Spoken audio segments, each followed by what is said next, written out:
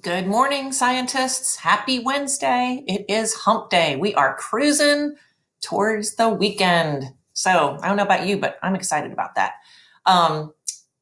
Today is February 17th. Tomorrow is our unit test for biotechnology. So I wanted to go through and make sure that you have all of the review materials necessary so that you can make sure that your notebook is complete, make sure that your thinking is aligned with what we have been talking about in class, and that you can do your very best on the test tomorrow. Remember, all of our tests are open book, open note. So an unfilled notebook or incomplete notebook will not be helpful to you tomorrow. Okay? All right, so our agenda today, we're going to go through our bell ringers, and then we're going to go and do some unit review questions. I've got some kind of flashcard type slides for you to go through. Also, a great way to prepare is to go through those unit review questions on page 21 of your book, because sometimes I take the test questions right from those questions. So if you're ready, go ahead and open up your book. Let's go ahead and start first with our bell ringers. So let me see, I'm gonna pull up this slide here. And in case, I know several of my classes got into different starting and stopping points, so I'm just going to go through and do all 20 of them so that way you can make sure you're complete. Remember, when you're doing your bell ringers, they start on page 4 in your notebook. Make sure that you fill in the missing information that is underlined in the question. And then also, don't just write A, B, C, or D. Write out the entire answer. That way it helps you to remember the material, and it will help you, again, during the open book test. All right, so let's begin. Number 1, DNA provides all the necessary genetic information for all living organisms. Which of the following is an accurate statement about DNA?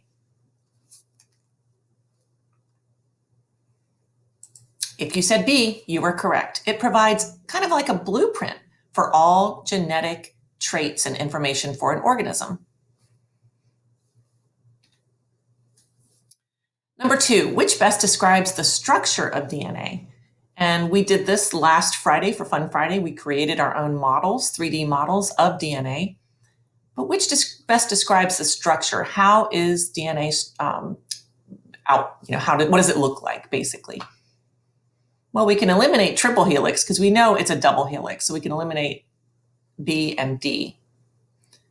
All right. If you said A, you were correct. It is a double helix with repeating bases. Can you name the bases? Adenine, thymine, cytosine, guanine. Remember, apples in the tree, cars in the garage. Or if you're a local college person, you know that we have A&T. It's a great college right over in Greensboro. And we have C and G, or G and C, which could be Guilford College or Greensboro College. I like to give you ways to remember. They stick in our brains. All right, number 3, asexual reproduction can be described as a process that, well, we can eliminate anything with 2 parents because asexual reproduction involves only 1 parent. So let's eliminate A and B.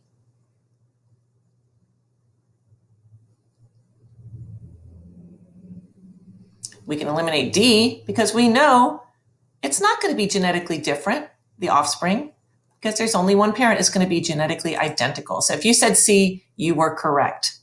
I like to explain my thinking to see if you're thinking the same way. Always start with the process of elimination.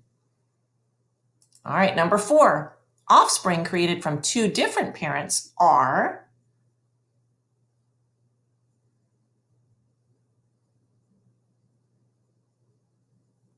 genetically similar to both parents.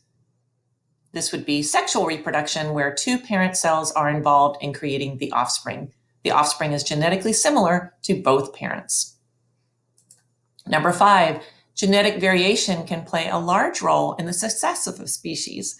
Which of the following explains why this is true? And remember, when you come into school, you will see a giant key on the wall in my classroom. It's my favorite saying for evolution and biotechnology, and it is genetic variation is the key to species survival. That's why I put it on a giant key. If you said B, it allows for a larger gene pool and greater adaptations, you would be correct. Remember, think of the finch beaks that we learned about when we studied Darwin's work in the Galapagos Islands. The variety of finch beaks within that same species allowed for greater survival, greater adaptation to the different food sources that were available on the different islands in the Galapagos. Number 6. Oh, I love this one because it's about dogs. We all love dogs. All domestic dogs are members of the same species. They are canines.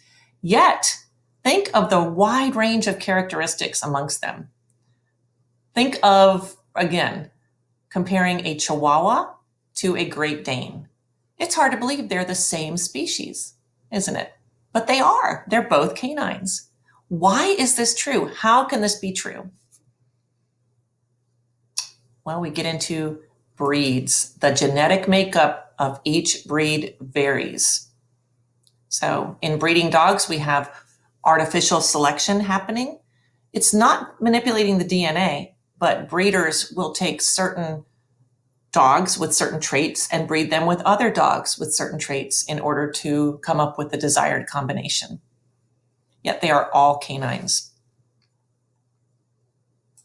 Number 7, which of the following fields is best described as the technological application of living organisms to modify products in order to advance society? And that would be biotechnology. That's the name of our unit, right? We're looking at technological application of living organisms. Bio means living, right?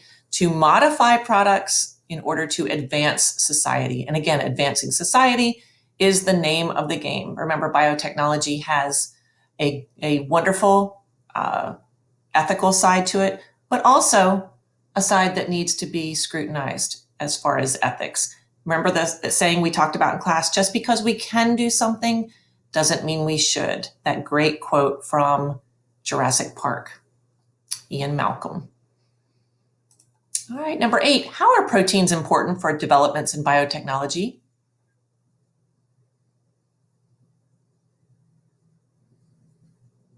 Well, proteins are found in all cells. Because they're found in all cells, they are extremely important. You could eliminate B, they're not rare at all because they're found in all the cells. They are very important. They don't contain the cell's DNA. We know that the cell's DNA is found in the nucleus of the cell. All right, number 9, we rely heavily on petroleum products or fossil fuels. How can advancements in biotech help us reduce our dependence on non-renewable resources? Remember, fossil fuels are non-renewable. There is a finite supply of them in our Earth and on our Earth. We are dependent. We all love flying in airplanes and driving cars and pushing our gas-powered lawnmowers. We are dependent on these non-renewable resources. But biotech can change all of that, right?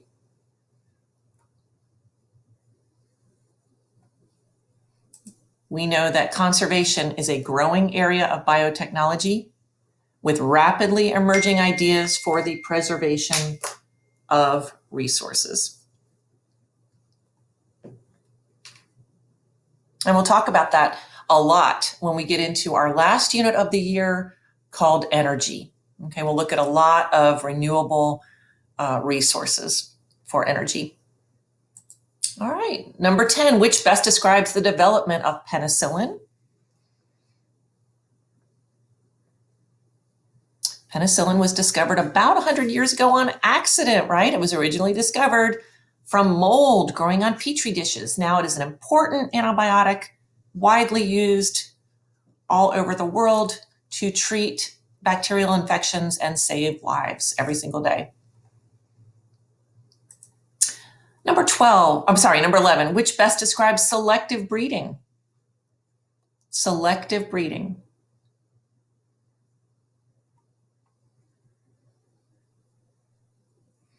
If you said B, artificial selection, you would be correct. Manipulating the best traits or the desired traits for parents to pass on to offspring. And again, think of dog breeding. This is exactly what happens, and it's been going on for hundreds of years, for centuries in dog breeding.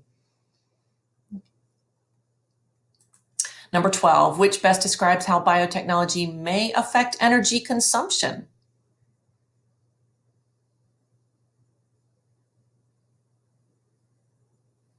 And we're going to talk about this in our energy unit, but it helps increase the generation or development of alternative fuels.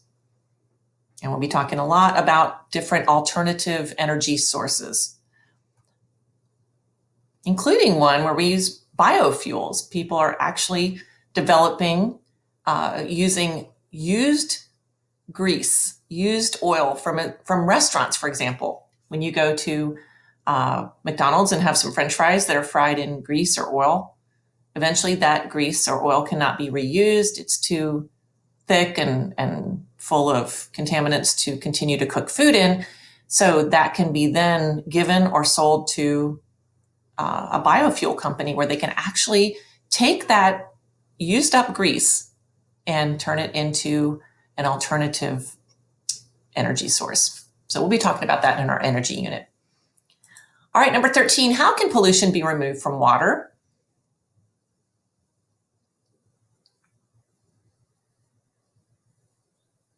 Well, this is where biotechnology and bioremediation comes into play. Use biotechnology to introduce natural bacteria to consume the pollutants. Remember, we talked about oil spills, and we talked about naturally occurring oil spills and human error oil spills. We know that there are certain bacteria naturally occurring in our environments that feed off of the nitrates in the oil to consume them. So it's a great way to use nature to clean up a mess. Although sometimes when it's because of human error, the mess is too great. So we discussed this in class, we really need to work on ways of harvesting natural petroleum products and fossil fuels in a way that will not harm the environment. All right, number 14, which best explains how biotechnology has a positive impact on agriculture? So one of the good things that biotechnology is doing in agriculture. Well, B would be your answer. Plants can be genetically modified to resist pests, and that reduces the need for harmful pesticides. We don't want to be consuming pesticides that are present on our foods. Number 15, which best explains how biotechnology has a positive impact on medicine? It allows for the production of beneficial pharmaceuticals. And again, think of antibiotics. How many lives have antibiotics saved the development in the last 100 years? And a lot of other drugs as well. Number 16, which of the following careers has been developed within the field of biotechnology? Well, if you said all of them, you would be correct. Forensic scientists. Remember, we went and visited a day in the life of a forensic science technician in Fayetteville and saw how exciting her job is and how much she enjoys helping people, helping to collect DNA evidence, to use gel electrophoresis to solve crimes. Pharmaceutical specialist, again, developing those drugs, those beneficial drugs, therapeutic drugs that help cure diseases and illnesses. And bioremediation specialist, a person that helps using living organisms to clean up or remediate issues in our environment. Number 17, how can biotechnology be used to treat genetic disorders? Well, we talked about cystic fibrosis, and gene therapy can be used to replace malfunctioning genes with functional genes. Many other diseases as well. Strides are being made each and every day in this field. All right, number 18, a farmer plants soybeans that genetically repel the insects that usually feed on them. Which of the following may be used to describe the soybeans? They are transgenic. So they took some of the DNA from another plant, put that into this soybean, and created a new variety of soybean that is able to repel insects. Think of remember we talked about the scorpion and the cabbage, the fact that they take the DNA from the scorpion and they put it into the cabbage plant, and that results in a cabbage that is resistant to insects, right? When the insects try to eat it, they are subject to the venom from the scorpion, while people are not. People are immune to that venom or that toxin. Number 19, which of the following is the best example of a transgenic organism? And that would be the human insulin-producing bacterium that has been life-changing in harvesting insulin needed for those who have type 1 and type 2 diabetes and need daily insulin injections. And number 20, which of the following is most likely an ethical concern regarding the field of biotechnology? We talked about the good side of biotech and also the more dark and slightly disturbing side of biotechnology. That would be manipulating the DNA of a living organism. Okay, we remember Jurassic Park, just because we can do something doesn't mean we should do it. All right, so now we're going to jump over and we're going to do a couple quick flashcards to help you get ready for the test tomorrow. All righty. Let's see how well you know this information. Some of this is going to be a review from your 7th grade as well, when you guys studied cell theory in great detail. What is best defined as a segment of DNA that codes for a trait? A gene. What is an alternative form of a gene? We call that an allele. What is the purpose of a vector?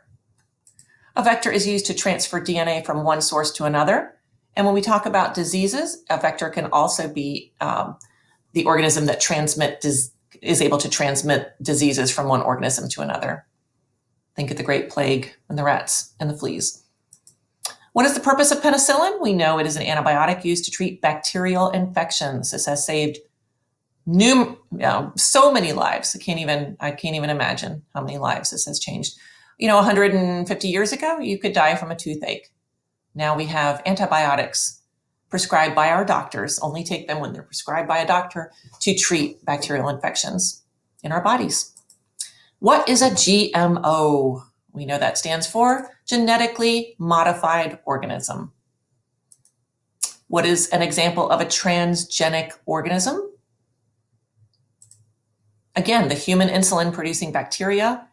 Another example, genetically modified crops. Remember, we talked about the cows in China that were being bred to produce human breast milk. So many different examples. What may be used to identify suspects of a crime?